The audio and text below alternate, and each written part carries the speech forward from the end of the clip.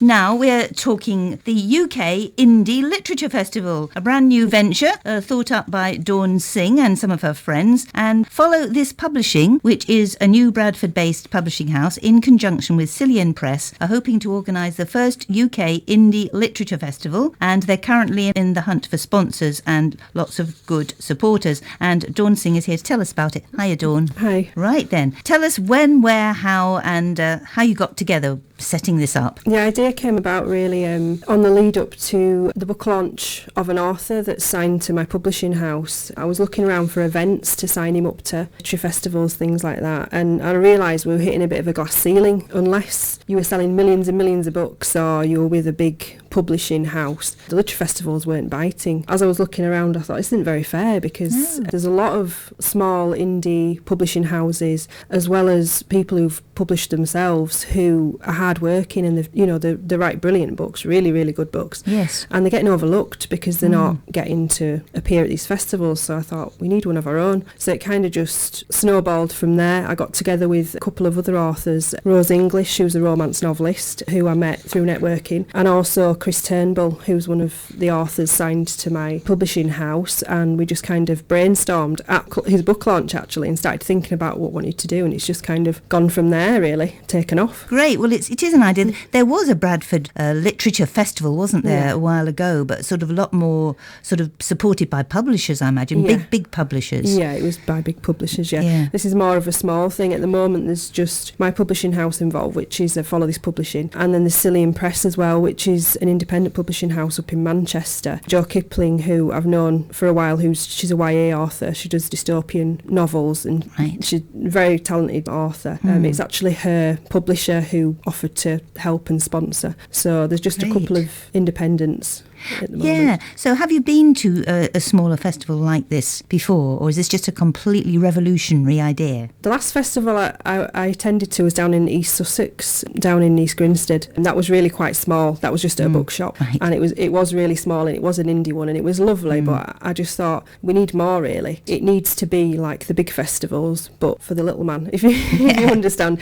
I do. For those of us who are out there working. Exactly, because indie doesn't necessarily mean the big indie movement, which we were just talking about just now about Bingley Music Live. That's a different sort of indie. But this indie means independent, totally nothing to do with the big boys, the big gangs who run the publishing world, really. No, it's completely independent. It's for those who maybe don't fit the marketing that the publishers are looking for. Like at the moment, there's a lot of 50 Shades of Grey and erotica and things like that, and it sells, and I understand that kind of thing sells. Yeah. But it's not following the trend. It's more of just really good stories, and there's lots out there. We've got over 30 authors who've already committed to come to the festival from all over the UK, and we've got every genre, and me and my team have checked out every single one of them, and they're just so talented, and they're just such wonderful reads. Really. So people who love reading, people who love writing, this is the sort of going to be the venue for them. Would you like to tell us about the plan for the day and how it would work out? Well, we're intending to make it completely free, which is then why we're looking for sponsors and things like that. We wanted it to be free for authors to participate and free for anyone to come along for the day. There'll be, like I said before, we've got over 30 authors so far who are participating from all over the UK, including Scotland, Ireland, places like that. They'll be selling their books. They'll also be meeting and greeting people. They'll be signing. There'll be opportunities to have your pictures taken, and we're having workshops throughout the day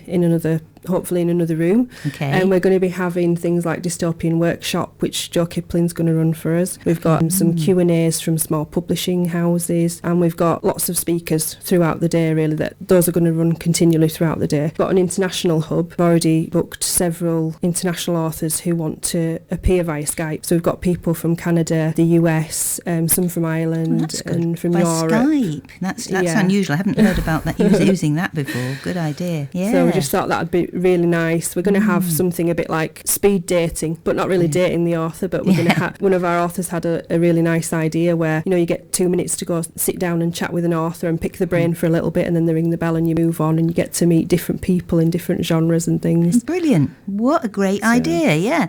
Excellent. But this must have taken a bit of funding already to get it going. We've got a bit of funding going behind us. We just need a little bit more help, I think, along the way. We've got a GoFundMe campaign that we've got online at the moment under UK Indie Festival 2016. We're also looking for anybody who might want to donate their space for July next year. And we're looking for 2 rooms really, a larger room that could accommodate up to 200-300 people and then a smaller one for the workshops. And this would be in the Bradford City Centre, I presume? We're hoping that it's going to be central, that somewhere central would be lovely, because obviously we've got foot traffic and things like that, people coming in and out. I mean, we have a lot of people who are interested in taking part, but then a lot of people are interested in attending, but obviously want to make it as easy for them to get to as possible as well. I'm sure you could probably contact Bradford Council maybe. What about somewhere like the Town Hall would be, City Hall, wouldn't it? Anne Morgan was just talking to me about that outside, actually. Great minds think alike. Yeah, she was saying, have you tried Town Hall? So that'll be on my list. It's worth trying, isn't it? Yeah. Yeah, great. Yes, because there's lots of properties around there which are not necessarily private ones, so you might well be able to use them. That would be brilliant.